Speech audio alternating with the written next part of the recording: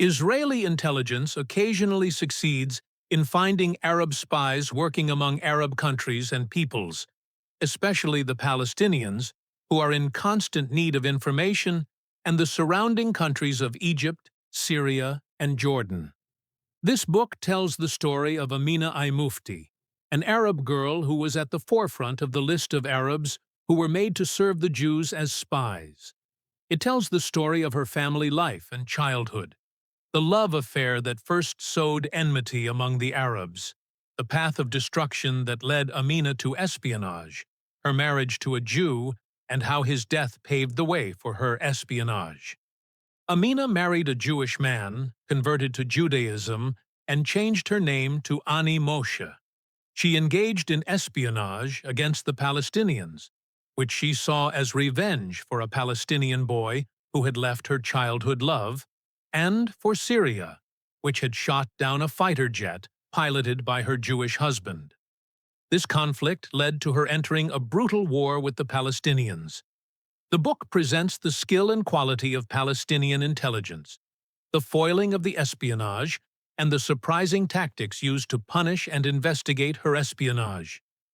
Aminah Al-Mufti is one of the most famous spies employed by the Mossad in the Arab world.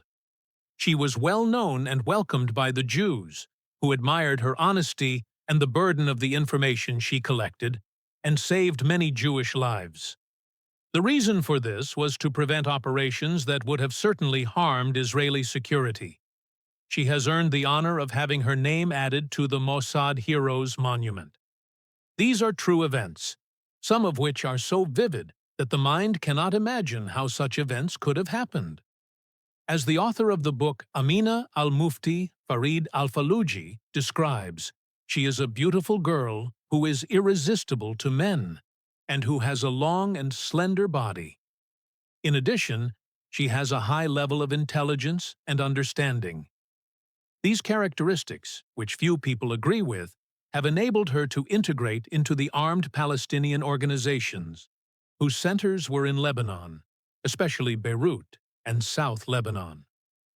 She reached the office of Palestinian leader Yasser Arafat, where she received an open-door welcome and was given an official document that allowed her to travel among Palestinians and various Palestinian organizations, claiming to be a volunteer doctor who came to help her suffering brothers. This story teaches us well about a part of the difficult struggle between the Palestinians and Israel, which many people may not have such detailed information about, apart from knowing that they know civilians whose land was taken away, who want to reclaim their rights by throwing stones. It also teaches lessons about psychology and the amazing personality of people, as there are many types. For example, author Farid Al-Fallujah teaches us about Aminah's personality, which is very strange and contradictory, which proves to us that the human soul is always something that is difficult to understand. That is why he is disappointed by someone who does not understand human personality and how difficult it is to study its types, or that humans do not often have a true personality to improve, but everything should be expected from them. This book will not only interest people who are interested in intelligent stories, but it will also make sense to people who love stories and social issues. They can learn lessons and psychological experiences related to humans.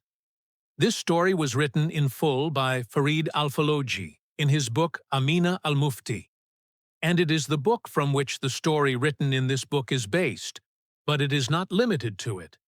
And since many people have written about this story, we have made an effort to read Farid's book with other writings and find additional details and completion of the places that may add more information.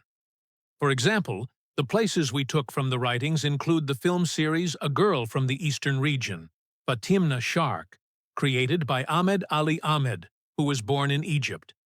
This film was made from the story of Aminah Al-Mufti.